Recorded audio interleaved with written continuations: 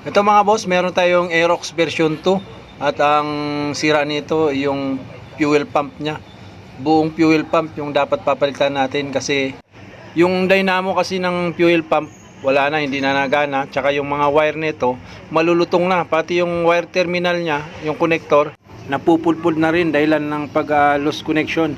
Kaya kailangan natin palitan ng buo na fuel pump. At kung makikita nyo, wala na rin yung salpakan dito sa may power IC, yung terminal nya. Isang piraso na lang natira, ayan. Parang wala na, putol na nga rin yung isa oh. Kaya pati yung IC nito, papalitan din natin. Bali na stock nga pala to ng 9 months mga boss. Pero ang point ko dito at gusto kong i-share sa inyo mga boss, kung bakit ba nangyayari ito pag nai-stock yung isang unit na motor.